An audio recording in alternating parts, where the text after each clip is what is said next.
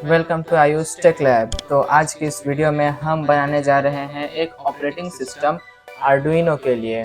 तो इसका basic idea क्या रहेगा? तो बेसिक आइडिया ये रहेगा कि ये एक फुल पीसी ओएस नहीं रहेगा, ये एक बेसिक प्रोग्राम रहेगा जो हमारे इनपुट और आउटपुट को फॉलो करता हो, जो कि हम सीरियल मॉनिटर के थ्रू देंगे और इसीलिए ये होगा कमांड लाइन इंटरफेस बेस्ड। और इस तरह से हम अपने आर्डुइनो को ऑपरेट कर सकते हैं। और इसके बेसिक रिक्वायरमेंट्स हैं एक पीसी, आर्डुइनो और आर्डुइनो आईडीई। तो अब चलते हैं हमारे आर्डुइनो आईडीई में और प्रोग्रामिंग शुरू करते हैं। तो यहाँ पे हम पहले लिखेंगे हमारा सेटअप का प्रोग्राम, और हमारा फर्स्ट लाइन जो होगा वो होगा सीरियल डॉट बिगिन, और इसमें बॉड रेट लिखेंगे। और यहाँ पे मैंने बॉड रेट 115200 लिया है, जो कि नॉर्मल 9600 से ज़्यादा है, क्योंकि मैं इसे थोड़ा सा फास्ट रखना चाहता हूँ। आप अपने मर्जी से अलग अलग बॉड रेट भी ले सकते हैं, जो कि इनमें से किसी भी एक नंबर से मैच होना चाहिए, जो कि सीरियल मॉनिटर में यहाँ पे बॉड रेट में दिखता है। बहुत सारे ऑप्शंस हैं, यहाँ पे 2 लाख का भी एक है, लेकिन बहुत ज़्यादा फास्ट हो जाएगा, इसलिए हम इससे ही काम चलाएंगे 115200 से। तो चलिए अब आगे का प्रोग्राम कंटिन्यू करते हैं। तो सीरियल डॉट बिगिन के बाद हम लिखते हैं सीरियल डॉट प्रिंट एलन। और फर्स्ट लाइन ये हम ऐसा कुछ क्रिएट कर रहे हैं, जैसे मान लीजिए कोई लिनक्स का कोई, अगर आपने देखा होगा लिनक्स या कोई ऑपरेटिंग सिस्टम चालू होता है तो कुछ लिखा आता है कुछ कुछ। तो क्योंकि ये सीआई बेस्ड जो वैसे हम कुछ कुछ लिखेंगे स्टार्टिंग में, ताकि ये कोई ऑपरेटिंग सिस्टम जैसा लगे। तो फर्स्ट लाइन हम लिखते हैं हमारा ऑपरेटिंग सिस्टम का नाम। तो हम उसका नाम रखेंगे आर्डुइनो यूनो ओएस। अगर किसी के पास में कोई अगर बेटर नाम है तो उसे कमेंट करना ना भूलें।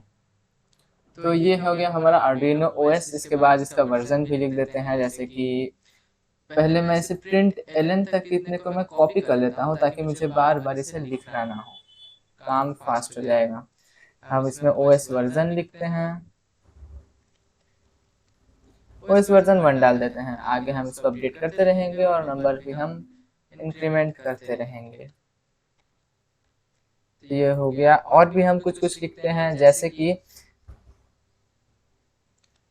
कि हम अब स्पेक्स लिखेंगे, या फिर स्पेसिफिकेशंस भी बोल सकते हैं, पर मैं स्पेक्स लिखूंगा। और इक्वल टू कुछ दे देते हैं ताकि पार्टीशन टाइप का दिखे। इसके बाद मैं एक लाइन छोड़ूंगा, और लाइन छोड़ने के लिए बस हमें प्रिंट एलन लिखने के बाद बिना कुछ लिखे ही उस लाइन को ओके कर देना है। फिर स्पेक्स में पहले लिखते हैं सीपीयू, और हमारे आर्डुइनो यूनो R3 में होता है एटमेल का एटमेगा 328P सीपीयू, जो कि चलता है 16 मेगाहर्ट्ज पर।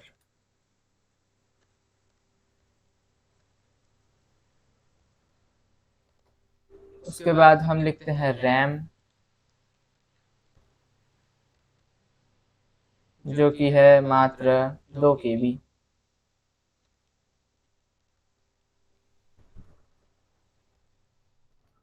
उसके बाद आता है स्टोरेज, मैं सब कैपिटल में लिख रहा हूँ,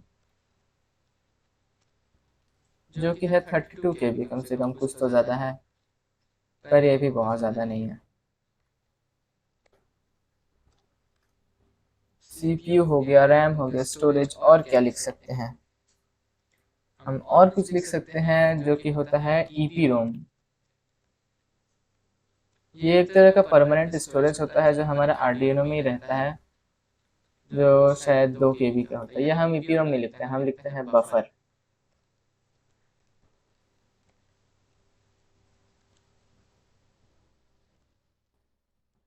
और बफर अगर किसी को नहीं पता क्या होता है तो मैं बता दूं कि ये होता है एक टेम्पोररी स्टोरेज, जिसमें हमारा सीरियल मॉनिटर से सेंड किया हुआ और रिसीव किया हुआ डाटा स्टोर रहता है, जो कि 64 बाइट्स का होता है, रिसीव और ट्रांसफर दोनों का।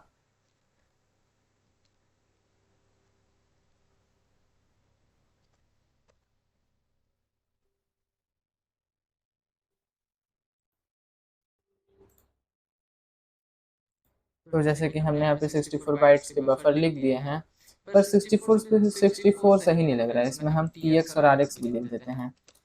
TX मतलब ट्रांसमिट और RX मतलब रिसीव।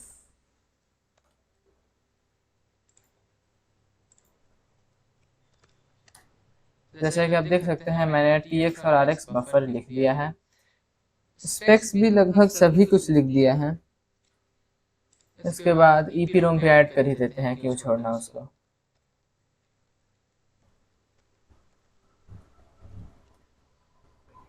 और EPROM होता है 1 KB का। ये एक तरह से परमानेंट स्टोरेज है, जो आर्डिनो ऑफ कर देने के बाद भी इसमें सेव्ड डाटा वैसे ही रहता है, वो गायब नहीं होता है।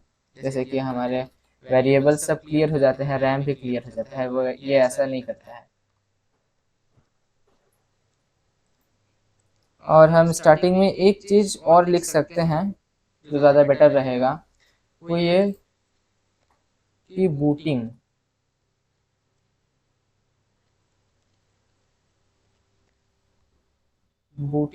कुछ लाइन्स, अच्छा कैपिटल स्मॉल में थोड़ा सा गड़बड़ हो गया, कैप्स लॉक ऑन था इसलिए।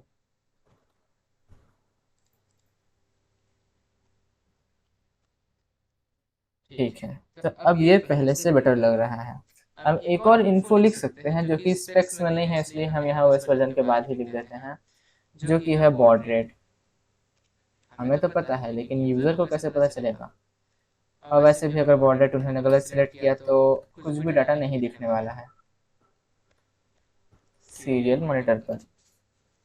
तो यहाँ पे हो गया हमारा नाम, बूटिंग और सब हो गया है स्पेक्स। तो अब हम स्पेक्स के बाद एक और लाइन छोड़ेंगे, जिसके लिए कुछ नहीं करना है, खाली एक तो serial.println लिख देना है। फिर हम लिखेंगे एक तो पार्टीशन मतलब एक तो लाइन रहेगा जिससे हमारे ये दोनों हिस्से अलग अलग दिखेंगे सीरियल मॉनिटर पर। तो इसके लिए मैं लिखूंगा इज इक्वल टू, और फिर एक तो खाली लाइन छोड़ना है। अभी तक मैं जो कुछ भी लिख रहा हूँ पूरा पूरी कस्टमाइजेबल है, और अब आप अपने हिसाब से कुछ भी चेंजेस कर सकते हैं। और फाइनली ये सब कह सकते हैं कि हमारा बायोस था, तो क्यों ना हम इसे हमारे बायोस में लिखते हैं। मतलब एक मैं फंक्शन बना देता हूँ बायोस, और हम उसमें लिख देते हैं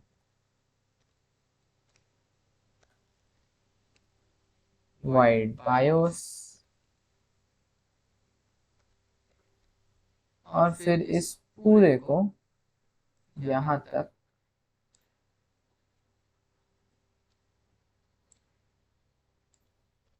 तो पूरे को बायोस में लिख देते हैं। और इस फंक्शन को हम सेटअप पे ही रन करेंगे। जैसे सेटअप हो तो सबसे पहले serial.begin को यही रहने देते हैं, बायोस में सिर्फ टेक्स्ट को रखते हैं।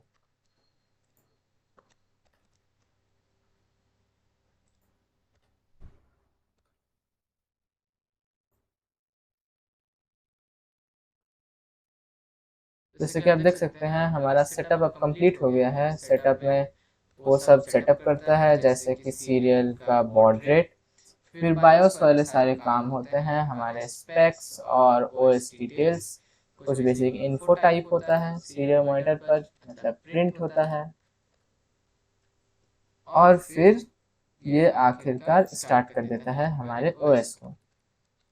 तो यहाँ पे जब हमारा बायोस कंप्लीट हो जाएगा, फिर एक लाइन छोड़ने के बाद जब पार्टीशन बनता है, ये जो इक्वल टू वाला लाइन है, ये लाइन, तो उसके बाद हम लिखेंगे वेलकम। हमारे विंडोज़ में भी स्टार्टिंग के टाइम पर वेलकम ही आता है।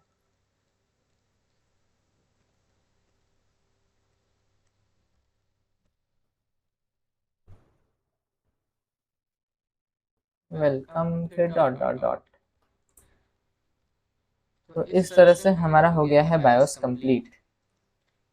और वेलकम लिखने के बाद एक और चीज़ जो कि है, ये मैंने इससे इंस्पायर होकर लिखा है, वो है विंडोज़ कमांड प्रॉम्प्ट, क्योंकि उसमें जैसे दिखता है उससे रिलेटेड करने के लिए हम लिखेंगे यूज़र और कुछ ब्रैकेट। मतलब ये सब बस उसका थोड़ा सा बेटर लुक देने का कोशिश है, पूरा पूरी कस्टमाइजेबल है। तो इस तरह से हमारा पूरा बायोस कंप्लीट हो गया है, और आप यहाँ पे देख सकते हैं कि मेरा आर्डिनो कॉम 6 पर कनेक्टेड है। मैं इसे रिकनेक्ट करके दिखा देता हूँ। ये किया मैंने डिस्कनेक्ट, और ये मैं फिर से कनेक्ट कर दिया। COM6 पर आर्डिनो कनेक्टेड है। अब इस पूरे प्रोग्राम को हम आर्डिनो पर अपलोड करके देखते हैं कि ये चलता है कि नहीं।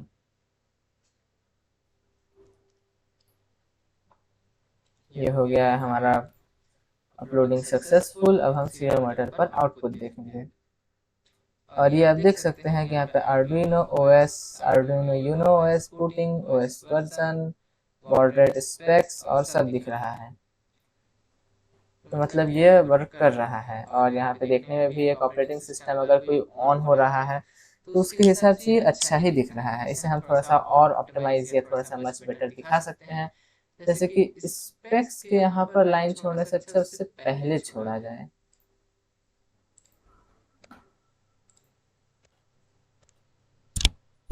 और बाकी तो ठीक है। अब इसको अपलोड करके देखते हैं ये कैसे दिख रहा है।